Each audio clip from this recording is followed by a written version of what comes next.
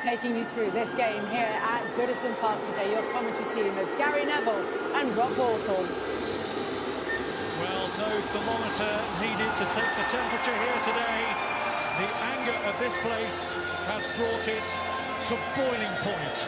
You can see the proliferation of pink cards outlining the injustice they feel at the 10.7 weeks of work wasted.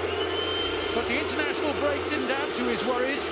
Jordan Pickford saving a penalty for England, and Jared Branthwaite captaining the under-21s here. Vitaly Mykolenko missed out on qualifying for the Euros with Ukraine. Ashley Young is one of 3 former United players starting. James Garner had a brief taste of senior football there, but Dwight McNeil wasn't kept on beyond his teenage years. Abdoulaye Doucouré's goals have already been crucial for Everton, and that will continue to be the case. And now, more than ever, with options limited and transfer spending bound to be restricted, they need to keep Dominic Calvert-Lewin fit. Seamus Coleman, out with a knee injury since May, is back in the squad, but there's no Amadou Onana, who is absent with a thigh injury.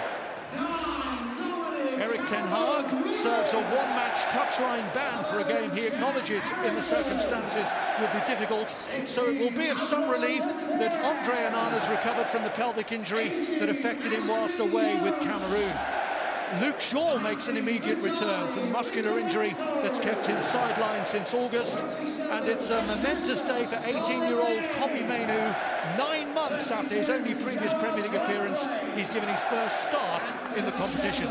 So it's 3 changes from the team that beat Luton. That trio all started, but Bruno Fernandes is treading the yellow card tightrope.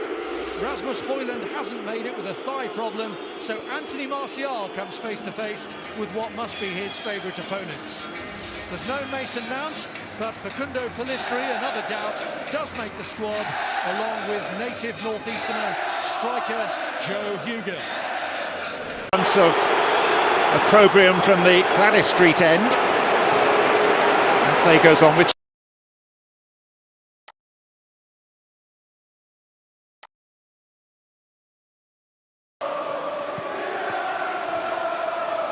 the instant analysis of that is that it goes right into the Premier League Hall of Fame in terms of the greatest goals scored in the competition.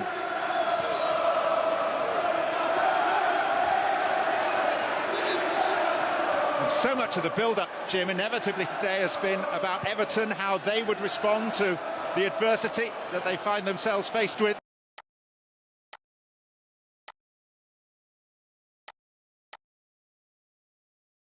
Goal. I think that there were large noises coming out of Old Trafford earlier in the season that let's let this attack play out. It's Diogo Dalot who pulls the ball back across. Garnacho! Oh! That is outstanding! A spectacular of opprobrium from the Gladys Street end. And play goes on with the instant analysis of that is that it goes right into the Premier League Hall of Fame in terms of the greatest goals scored in the competition.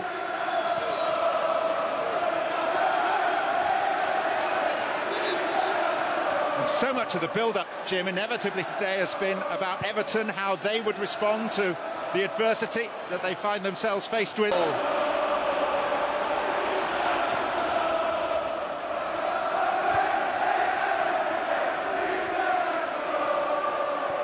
I think we'll see that a few times this season. Well, like you say, I don't think even he could believe it. There's some way to get your first Premier League goal of the campaign.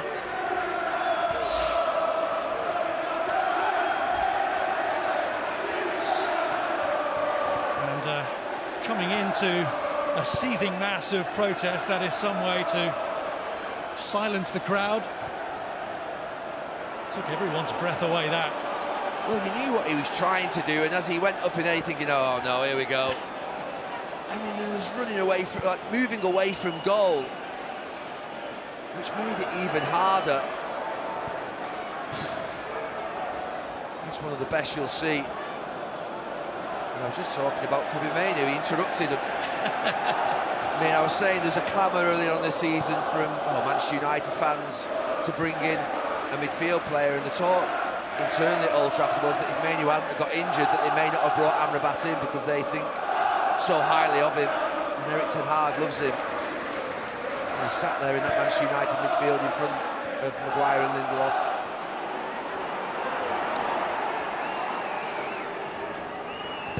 Coming again down the side from which they got the goal. Here's McTominay. Now Victor Lindelof, and this is Luke Shaw. Pleasing for Manchester United supporters to see him back in action.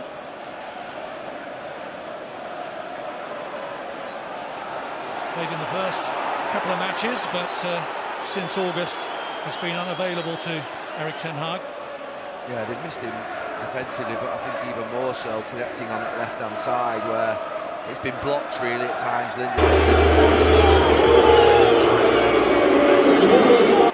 And Garnacho's made a breakthrough again here, but Pickford's high starting position assisted the goalkeeper.